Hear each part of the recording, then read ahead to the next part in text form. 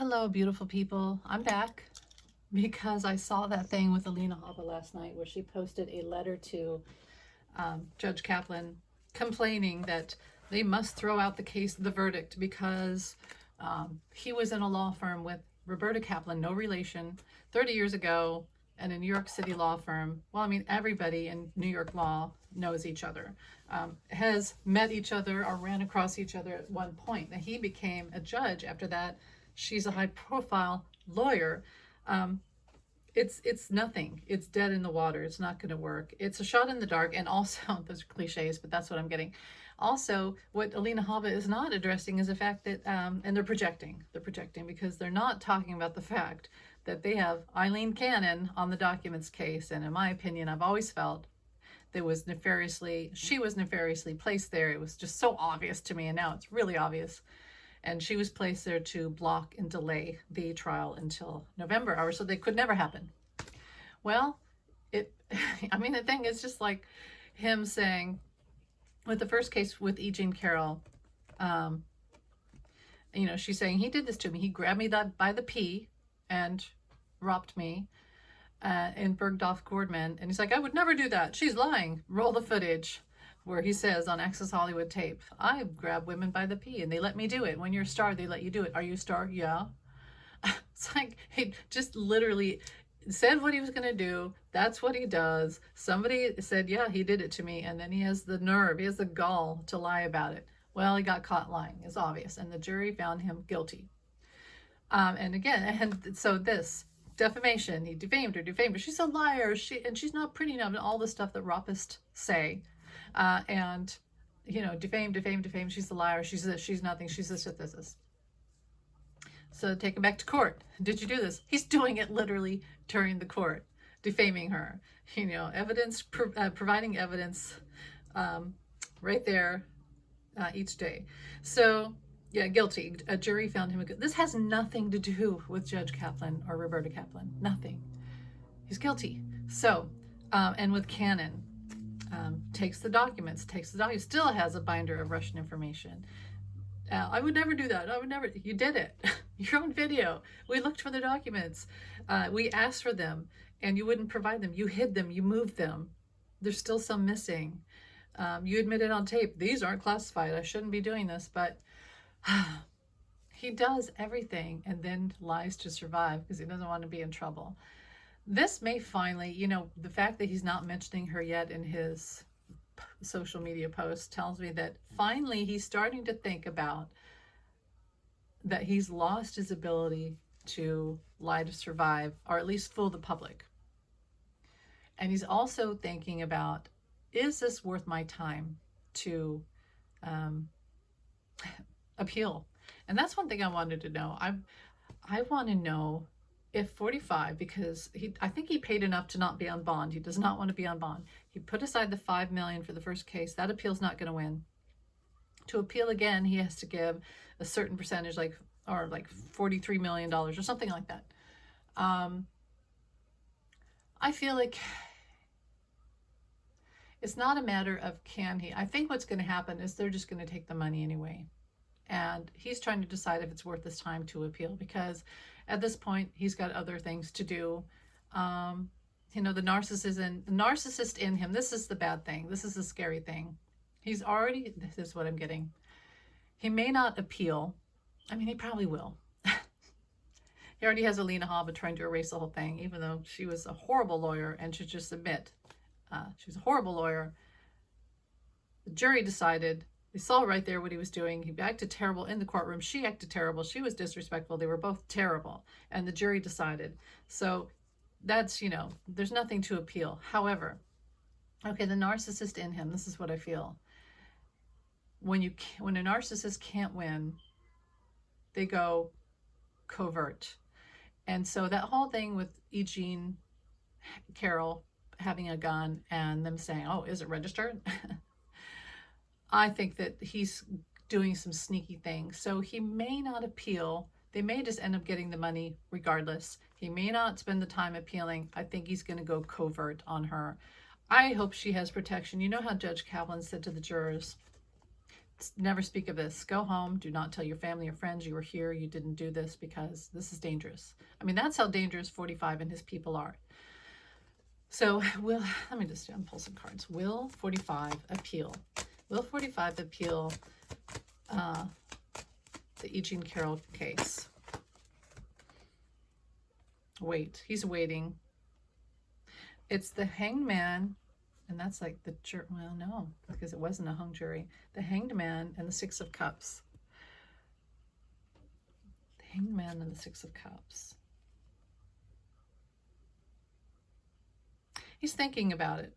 And the Emperor in reverse. And these are all 45 cards. The Emperor in reverse and the King of Swords in reverse. There's the kitty cat trying to come in here.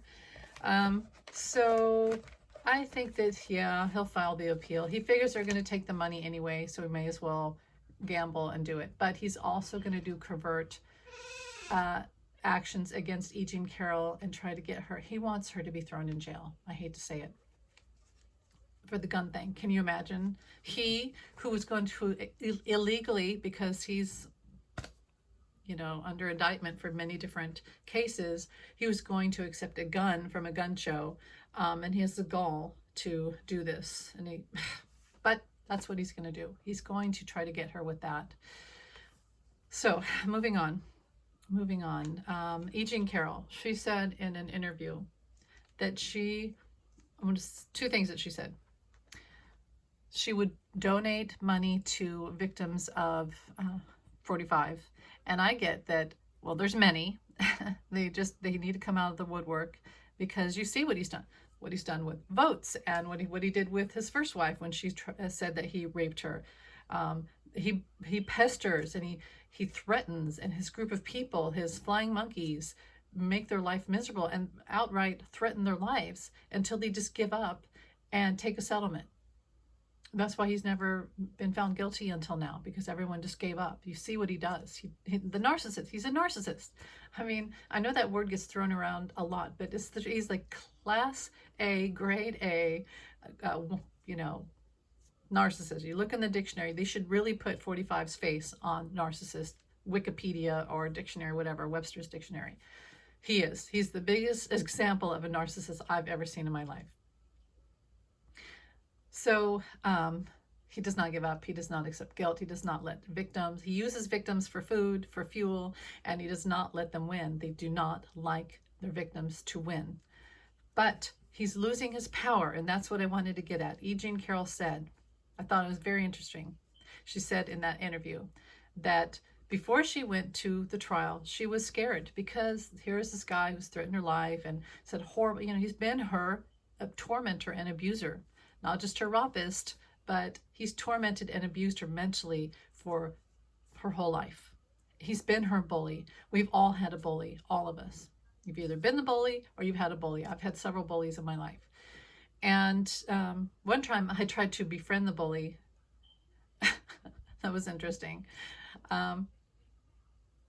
Because if you align yourself with the bully or the narcissist, it's one way to survive. But moving on from that. She said she was scared. She was scared to come to this trial. She was scared and intimidated because he took her power. What 45 and all bullies, abusers, rapists, all these people do is they take your power. And she was living in fear and lack of power for years now. In the last trial, she thought, well, maybe this is over. But no, he kept taking her power. He kept threatening her. He kept saying in a public forum that she's ugly, and she's not ugly. She's a beautiful woman. You know, she's not 20 anymore. You know, I'm not 20 anymore, and most of us are not 20 anymore. But she's beautiful. She's a beautiful woman. And but he took away her power. He took away her pride. He took away her authenticity. He took away her honesty. He took away her ability to go out and be in public. And I've been there. And so when she said that, when she went into that courtroom and she looked at him and she was like, he's nothing. That's very powerful. And some people may say, wow, that's harsh. But no, you have to understand what it means. It means that she thought that he had her power. For all these years, he took it away from her. And she thought he had her power. But when she looked at him, she realized He didn't. And in that moment, she took her power back. Why? Because she held him accountable. And finally, the tide turned. When you finally hold someone accountable, you get your power back. It was your power always. These people, these bullies, abusers, and ROP, I don't like to say the word because YouTube and all that. It's not about the physical thing. It's about taking someone's power. And that's for all good intent or horrible intentions.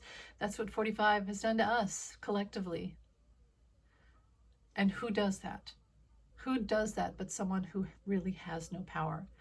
Because if you have to take everyone else's, you must not have any of your own. And so I'll relate this to my story. And I have to say that I have not held my person, and I won't name their name, past situation for years, have not really held them fully accountable after things ended.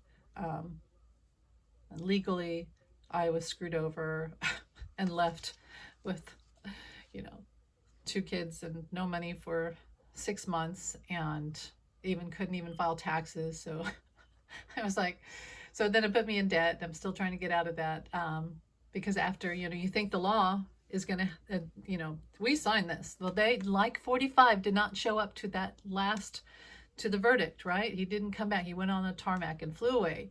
Well, like in my situation, my person didn't show up to the last legal meeting, and then went to another lawyer behind everyone's back, and everything got changed. And then I had no money for 6 months, and couldn't file taxes, couldn't get a child tax credit, couldn't all these things got screwed over, and it's just, anyway, I don't want to make it about me, but my thing, I want to say that I still run from the car to the front door. I still have a fear before I leave the house. I'm still terrified. I still live in terror.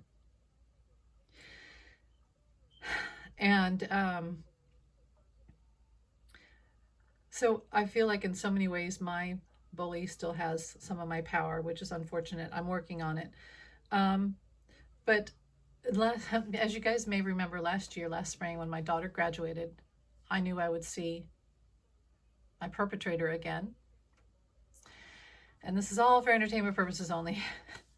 But I knew I would see him again, and I was terrified. And for months, I lived in complete terror of this moment when I would see him again. And I began to get so stressed out that I got sick. And then I started to have I won't even go into it, but I was like stress-related sickness. And yeah, and so the day came and I was terrified. I felt like I was going to faint all the time. And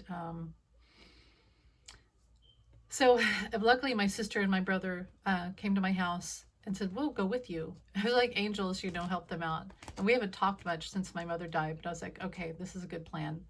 And my daughter, whatever, she was with the other person. And so one of my plans was that I would just like Stella Dallas show up to the graduation and not even get to see her or talk to her, just see her from afar in the stands and then leave, because I was so terrified of my bully, I'll say. And so the day comes, sister, brother pick me up, we go, that's good. We have to walk with a lot of people up to the stands, and I'm looking around, oh God, oh please protect me, please angels, protect me, don't let me see my bully, because if they see me and they come up to me, they're going to say all these horrible things to me and just tear me down. Please don't let me see them, please protect me. So I don't see them. So we go to the stands, and and there's like hawks flying over my head, which I thought was so like angelic and protective, and I knew what it meant. And watch my daughter graduate, and my sister goes down and she sees her, and then she texts me and says, the person XYZ is not here at the moment. Why don't you run down and see your daughter?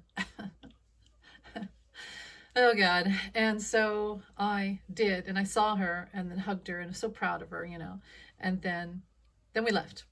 So my sister, brother, and I leave. It's all good. Got to see my daughter, leave, and walk with the crowd to the parking lot. And then as we get in the car, literally XYZ person, my bully, walks by. He was behind me the entire time. And then I find out later that he was actually a few seats behind me in the bleachers the entire time. But my angels and guides kept me in front of him. And so he saw me, but I didn't see him. And protected me. It was like a mere seconds difference of protection, right?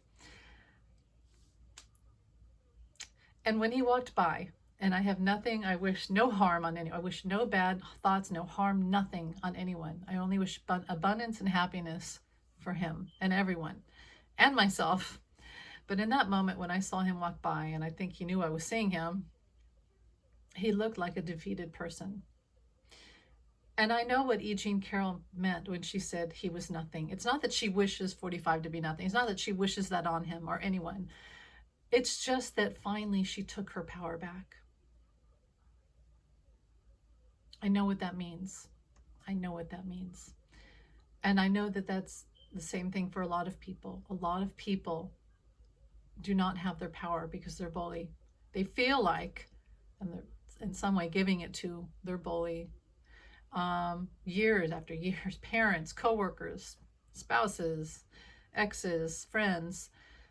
But you have to realize at one point, the only reason they have it is because they are powerless and they've stolen it from you, which means it's not theirs to begin with. It's yours. It's your power.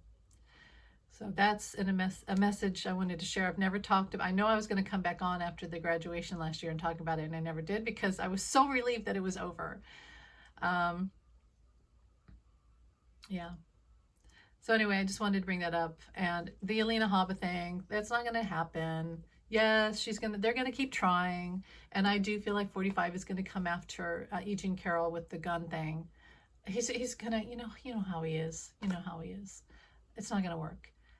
You know what? He's going to be so busy with these cases, especially this Georgia. We still have the Georgia case. I mean, there's so many. The Jan 6 case, Stormy Daniels, the New York fraud. There's so many. He doesn't have time. And I don't care who gives him money. There's not really enough money to keep up with this.